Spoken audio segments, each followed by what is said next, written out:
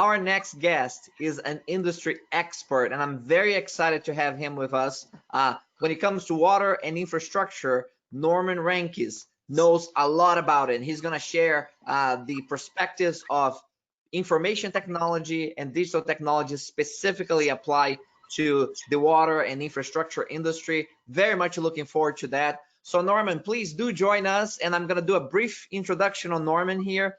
Norman is what people call a braid or a cross between a quality guru and a computer honcho. And you'll probably get someone who sounds like and acts like Norman Rankis. And those are the words from Microsoft TechNet that define Norman. Norman has gained the reputation of being highly motivated and qualified as an internet of things expert and data mining expert with an expansive experience in bringing technology solutions to the table. His work in technology has been written about in the book Knowledge Management by Jerry Honeycutt on Microsoft Press, and his service as a subject matter expert for the industry. Norman, real pleasure to have you here with us. Very much looking forward to your presentation. Thank you for the kind words. Let's get started. Okay. I'm going to give you a little bit of a different twist. To be candid with you, process mining has been in the industry for years. As a matter of fact, back in the old days of IBM, we used to call it a functional decomposition. So it's been around for a long time. What has emerged are new methodologies such as Scrum, which is an Agile itself, and Sigma 6. What I want to do today is to show you how to get the data, how to set it up. So something like what Oprah Winfrey would say as a aha moment. And this aha moment may allow you to be able to change your process. So that's key. So today, what we're going to be talking about, I'm going to get a little change here, is we're going to start off with a digital nervous system. That's one of the takeaways. We're going to talk about that there is absolutely a cultural change that has to take place. In order to be successful, you've got to be able to pick the right project to start with. Otherwise, you're going to fail throughout your organization or whoever you're trying to work with. And we're going to talk about analyzing data for results. And at the end, I want to show you a organization that I worked with that we're saving close to $1 million a year in electrical costs. And the most important takeaway for today is I want you to walk away with understanding the power of the word scotoma as to what it is. And so being in the manufacturing world, now we're starting to monitor every single machine, every device, every process that can be monitored through I/O sensors. I/O sensors has hit the market. It's been tested out thoroughly, and it works. And your organization, you'll see, if you haven't seen it already, a tremendous growth in IoT sensors. Even the simplest company now has IoT sensors as you walk into the door to take your temperatures to look for any signs of COVID. So it's out there and it's there. So how does all this work? You know, we've talked about process, we've talked about data, but how does it really work? And that's what I want to bring to your attention today. And so in the industry, particularly manufacturing, we've got something called PLCs, which is program logic control units, and they're hardwired. And so let's say you have a fan that keeps the whole building cool, or in particular cases, we'll take a generator that you want to make sure is always available. So what do? We have our electrical departments, our electrical people, our engineers when they wire that device up, they will wire it to what we call a PLC. And some of the well-known companies that provide that are Siemens, Allen Bradley, now Rockwell International. And so that here's a rack that shows you the actual wiring that has occurred to get that information to what we want to in a database. On the same hand, which almost does the same aspect, is the wireless unit, and you'll see one right here. And so what that will do is we'll transmit data packets of what that machine or device is doing. And so in a factory, for example, manufacturing, on a technical basis, there is something called OPC, and that's an open platform. That open platform is designed by Microsoft, and it's a standard. And this standard allows those IoT devices, in this case, industrial Internet of Things, to communicate to your PC. And obviously, we're going to take that data that it's transmitting, and we're going to be putting it in databases. So some of the terms here, one thing about technology, they love to use acronyms. So I'm going to go over some of those. The ASP is simply an open source server, and what we use it for is building the websites. So what that now means is that your company can go to a website, almost like a menu, and look at every single device that's running in your organization and tell you what its health is, what its data is what it's providing. And so, you know, there are some devices like what we call a DCOM, which is a distributed component. It allows this is the software that allows you to communicate to another machine. So now you have a communications, you have a handshake. And so what we take it one step further is we have a SCADA, which is standing for Supervisory Control and Data Acquisition, and it monitors and controls all those devices in your organization. And that organization could be a remote. You know, you can be a gas company having you know hundreds of oil fields throughout the world that you can monitor in one location. And so SCADA helps you do that. And obviously, the data that you're grabbing, you want to keep it historically. And you know that's the big data that we're talking about, the volume. And so the power behind that is, let's say you're producing a widget, and you're noticing your widgets aren't on the quality side are failing.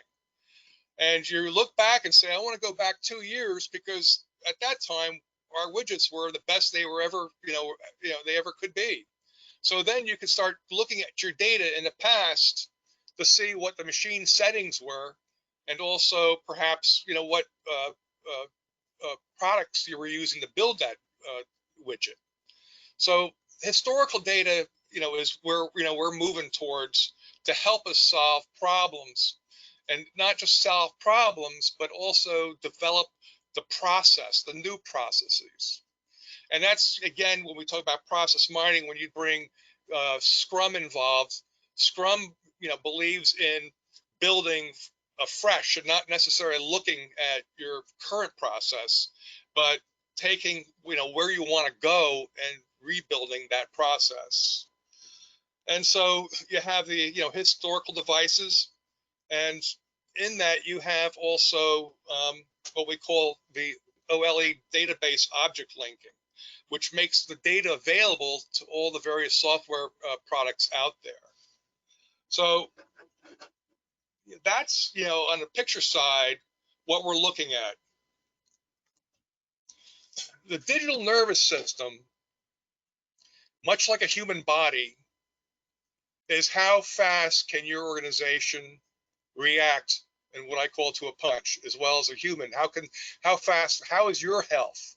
If somebody took a swing at you today, would you be able to duck it? And that's what we're talking about, the digital nervous system. And Bill Gates, in his book, The Process of Speed of Thought, much used the digital dashboard of a car, and that's where we've taken with dashboards today. And as Jose had mentioned, I was part of the case study that designed Microsoft's dashboard a bunch of years ago, and became very successful in doing so. One of the studies that talking about successes in digital nervous systems is the old story of Johnson & Johnson with Tylenol. In September of 1982, 7 people died from cyanide-laced Tylenol. I believe it was out in the Chicago area. And this could have tore Johnson & Johnson apart, quickly. But because of their digital nervous system of knowing where their products were, having the data so that they could look at their process mining, they were able to turn that situation around and make them a hero. The key step was, before 1982, nobody, no company ever recalled a product. And so, here's a case where Johnson & Johnson, did the right thing. And so what we're talking about is knowledge management. So I'm going to take process mining and make that part of the field of knowledge management, and which, Bill talked a lot about in his books and continues to do so. And, in processes, I've seen organization even take the receptionist at the company and work with the process of providing them pictures of key executives that were on a global basis, so that if that executive ever came into the building, that everybody would know who they were. So you're talking about building a particular process, part of knowledge management. And the key of knowledge management is that everybody is involved. All your workers need to be involved, and you need it to do with vigor. So, with the digital infrastructure, particularly in manufacturing plants, there's a high risk of cyber attacks. And we've heard about banks and so forth, but it's also out there in manufacturing, and it's getting worse. The problem is out there is that the PLCs that we've talked about, they're very expensive, and in order to get software patches, the company is going to make a very large expenditure. And so a lot of times that expenditure for a new PLC is not possible. So what that's doing is leaving companies open to cyber attacks. Also, the same thing with the network switches. So in order to get data, you need good quality data. And so what I'm stressing in this slide is that you need to have a strong digital infrastructure to reduce the risk of cyber attacks and just having poor quality data. Also, which based on my experiences, I've seen companies put in the wrong switches into the wrong areas of their organization. Give you an example. Office switches are not the same as industrial switches. And so if you have, in your organization, your product going to a backyard that has gas lines, possible gas leaks, you don't want to expose electronical equipment that has a chance of igniting any sort of chemical reaction. So there's a lot of work that is in the infrastructure that has to get done. It's almost like what I call Disney. When we all go to Disney, we have a wonderful time, but what we don't see is the underground of all the activity that is occurring when you go to Disney today. So that's so key. So we're in a situation that what this may mean is that you may have to restructure your organization. We've heard this, and it's absolutely true. The future belongs to organizations that has digitized every business domain. And what I mean by that is that the business as a whole has hundreds of thousands of processes that occur. And in order to be able to improve those processes or maintain your business, you need to look at the data. And that may not be possible with the mindset of your organization. You know, the story says that it comes from the top. And so the story when I was at Microsoft was Steve Ballmer called a young student in by the name of Stan. And when Stan came in, we were expecting to see normal 18, 20-year-old person. But Stan came in and he must have been 14 years old. And so Steve Ballmer asked him, well, Stan, where'd you just graduate from? And he said, Stanford. And he said, if there was one thing that you could change when you're being, in your education process, what would you change? And the response was that everybody would enjoy learning. And so the point that was being made is we're all process miners, data miners, technologists. We often think that everybody's on the same page that we are, but as you soon discover, you're not. And it gets more grim when you find that the higher levels of the organization just simply doesn't understand what process mining is and what the benefits are. And so Peter Singh brought that to our attention in his book, The Fifth Discipline. It's a great book where he labeled organizations as a learning disabled organizations. And it stated that most organizations learn poorly. So we all have a large task ahead of us. And that task is to bring what we do, our profession, to the limelight of the organization. And, we've talked about buzzwords. One thing about technology companies is they're great with acronyms. And, a lot of our marketing employees, as I pointed out, process mining, in the old days, we called it functional decompositions. And so, terms change. So the key thing is, what do you do? How do you get process mining as recognized by the powers to be in your organization?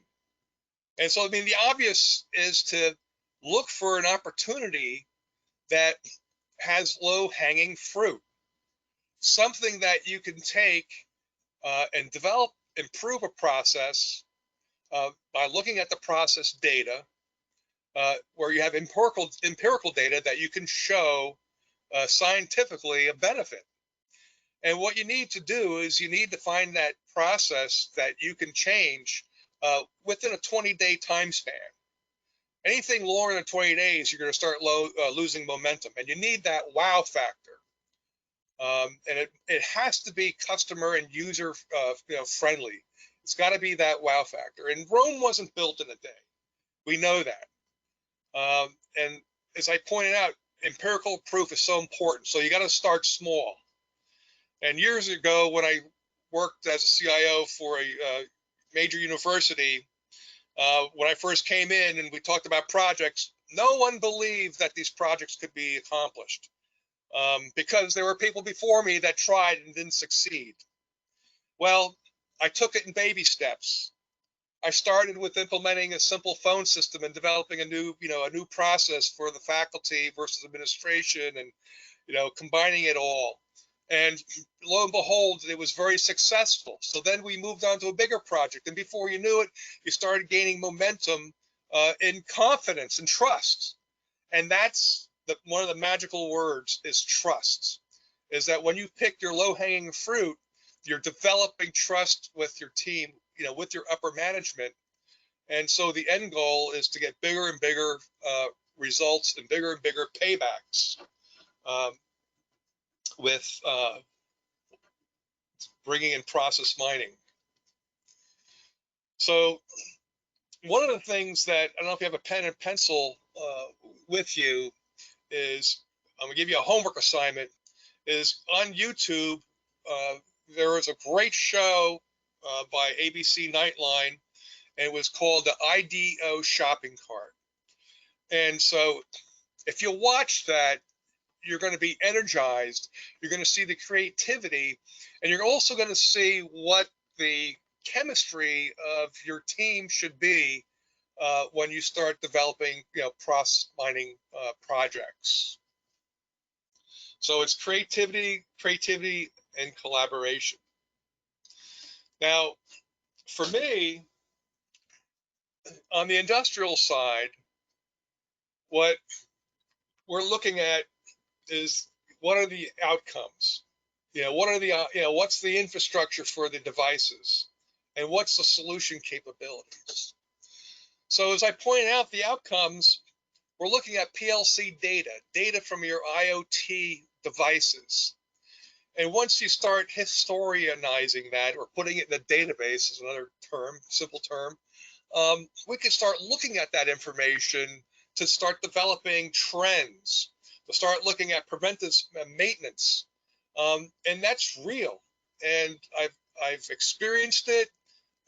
Right now, there's literally companies out there that are reaping the benefits financially of looking at the data that resulted in process changes.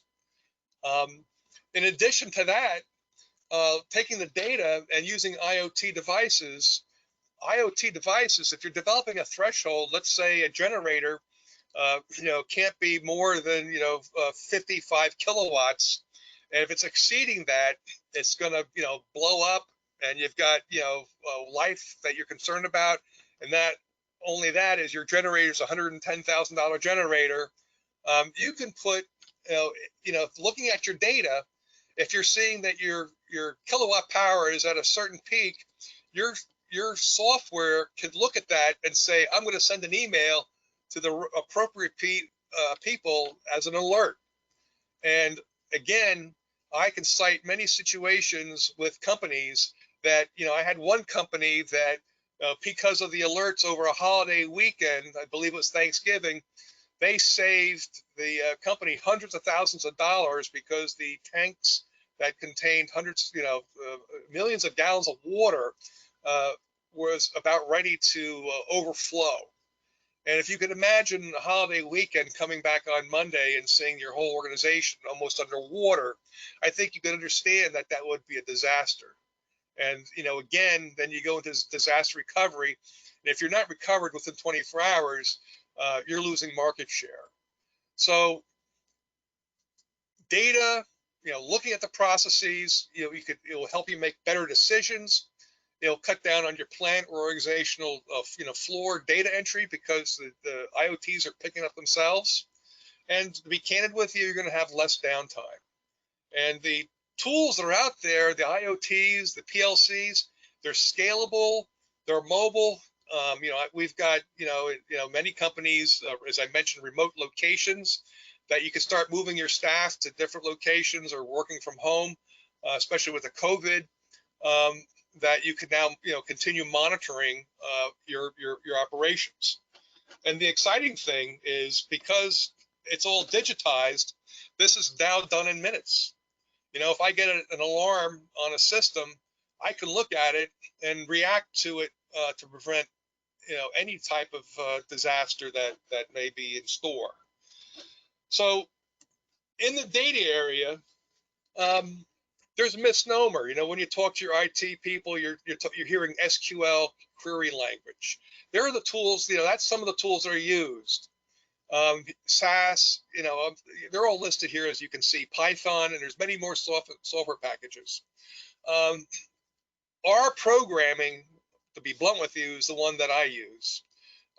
It's specific. It's scientific.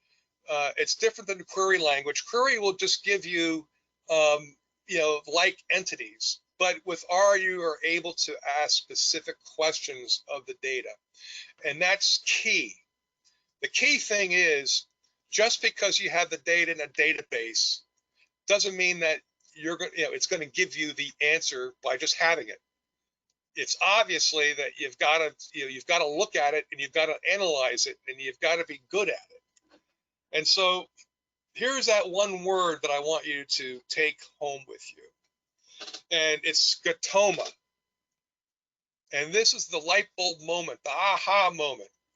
A scotoma is a medical term that means a partial loss of vision or blind spot that's usually in a normal visual field.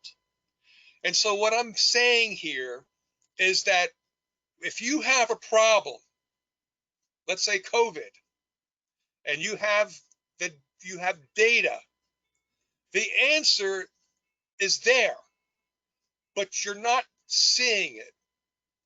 And let me reflect, in a simple story that I believe happened in Las Vegas, and I believe was the Holiday Inn. I may be wrong with the hotel chain, but the hotel was going under renovation, and there was 3 or 4 engineers on the 7th floor arguing and walking back and forth, trying to figure out how to make more room for an elevator because they were expanding.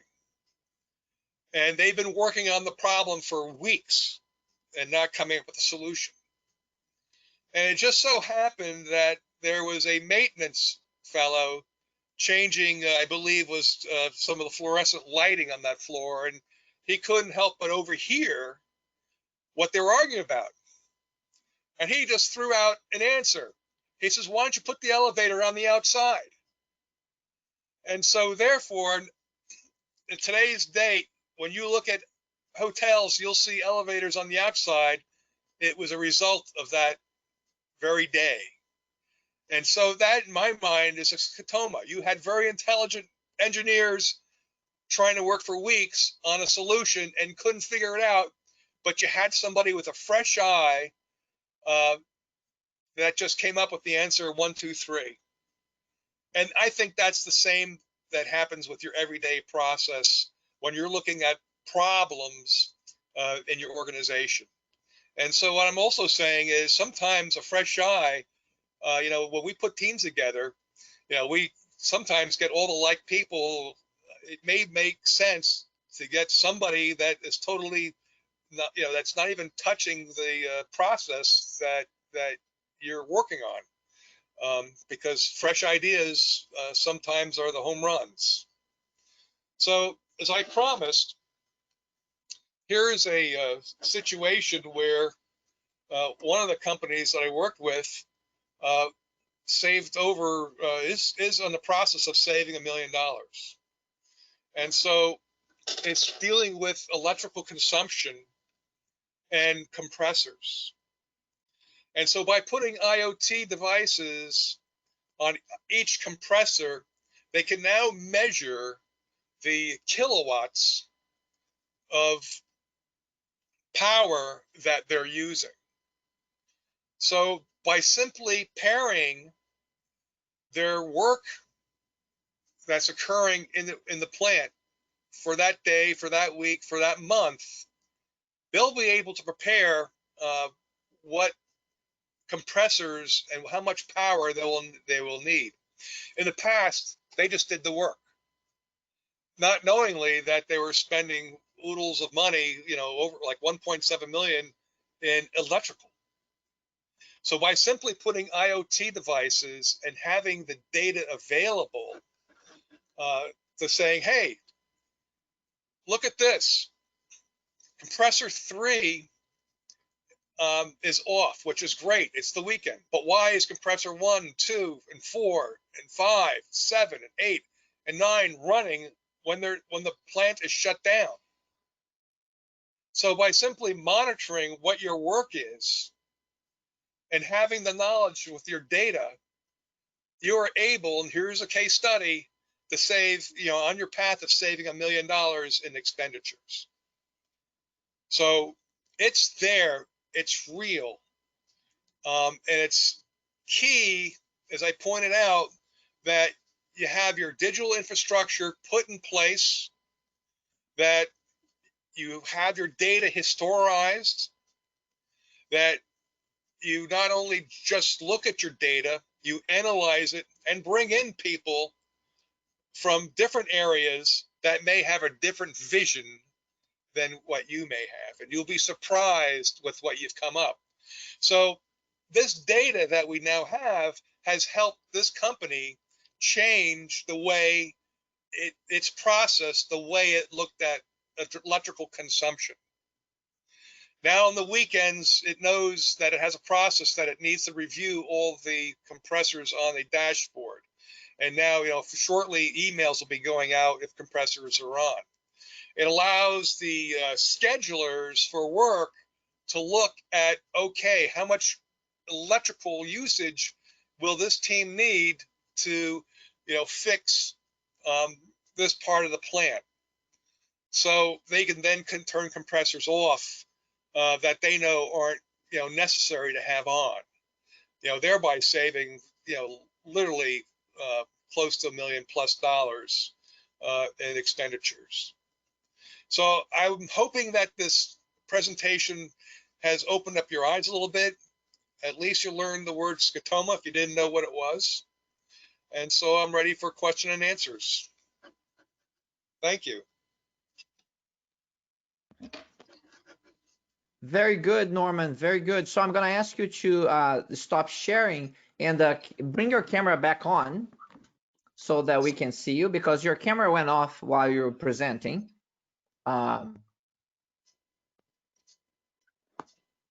Very good. Good to see you. And go ahead and click that stop sharing presentation on the GoToWebinar interface. You got it. So that we can see you a little bit bigger on the screen. There you go. Now we can see you. Good to see you. Thank you for the presentation. I have a couple questions that have come up here that I want to bring up to you. And one of them has to do with selecting the right projects. Tell us a little bit about scoping. Of course, speed to value matters. So it's typically when it comes to project selection that you alluded to earlier on in your presentation, it's a combination of value and it's a combination of time to implement the solution. So so William Fuller asks a question related to that, and whether you should, given the choice between a small scope project that can be completed and a bigger value project that will take 9 days or more, which should you recommend as a starting point?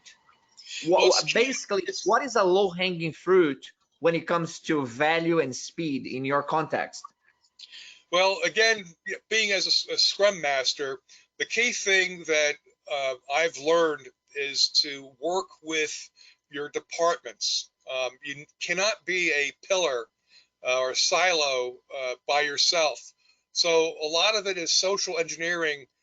Let's say going to your engineering department and having discussions as to what their biggest problem is. Also going to the sales department. So what you want to do is you want to walk the floor, talking to your key departments, your decision makers, getting information as to what their problems are and issues are, and then going back, at your desk and looking at all those problems and trying to identify as best as you can which projects would be simple to bring to market and with a low cost and easier. So the goal, if you're new bringing process mining into an organization, you need to develop trust, with your team, with your departments. Once you've done that, then you bring those potential projects to the key decision makers, showing that you're going to bring back results at a low cost. So that's how I would define a low-hanging fruit. And the key thing is you can't do it in a vacuum. You need to be able to walk the floor, talk to people. In the old days, there used to be a smoking group out in the back. Go out and have a cigarette with them and start talking, find out what their issues are, and bring those projects in. And so once you've identified that, you want to bring in a team that's enthusiastic, and that's the wow factor. And that IDO YouTube piece, I use that all the time when I start projects off to get people motivated, because when you watch that, you're going to be motivated. It's a wonderful piece to watch. I hope that Agree, helps. agree.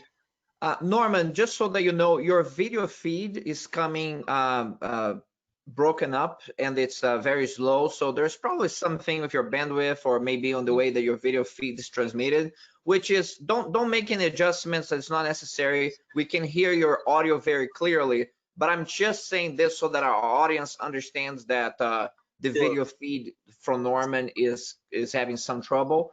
But I believe like myself, everybody can hear him very clearly. So Well, we'll keep going. I'm on the water, so that's probably what the problem is. Okay. All right. That's good to know. Norman, another question that came up is that related to that project selection. Actually, before I go into the project selection question, I have a comment on the video, because you mentioned that video in your presentation, and then you changed the slide that people didn't have chance to write down the address. So Yeah. what I want to communicate to the audience, it's very easy to find that video. You just go on, do a search online and look for the IDO, it's IDEO shopping cart video. It's a very well-known video that an ABC Nightline show follow this design team over a 5-day period where they had to redesign a shopping cart. And as Norman said, it's a wonderful video to show collaborative leadership, ideation, and prioritization of ideas in a very open, trusting, collaborative environment. So it's a really great reference for a lot of organizations. So make sure to check that out. Again, just search that online under IDO shopping cart, and you'll find that video pretty easily. Now, Norman, on the question of identifying the right projects, one of the questions that have come up during your presentation is that a lot of folks who work in the infrastructure industry as well, work with engineering companies, and with a lot of smart people, but a lot of smart people have a really hard time translating technical problems to value creation opportunities. Basically, they don't know how to translate this technical issue that they are having, be it on the manufacturing floor, be on a service organization.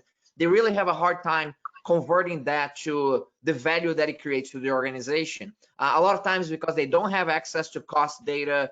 And just curious about, what is your suggestion in general for people who trying to translate a technical problem into a financial value creation statement? What type of suggestions you have for them? Well, let's put it this way. When I started the manufacturing arena a little bit over 10 years ago, I didn't know anything about electrical, and seeing that all the IoTs were electrical, everything coming in was electrical, all the problems were electrical. I myself started looking at courses, YouTube, and understanding electrical. So what I'm really saying is, you need to start educating yourself in the area of the business that you're going to be troubleshooting with. It's work, but nobody promised you a birthday card when you started your job. You're going to have to go heads down and understand those departments, and you need to. Otherwise, you're not going to be useful, and that's key. So you need to educate yourself as best as you can, so that you can communicate with that technical person that's having a hard time communicating. So it's that aha moment. And believe it or not, when you educate yourself, communication becomes so much easier, period.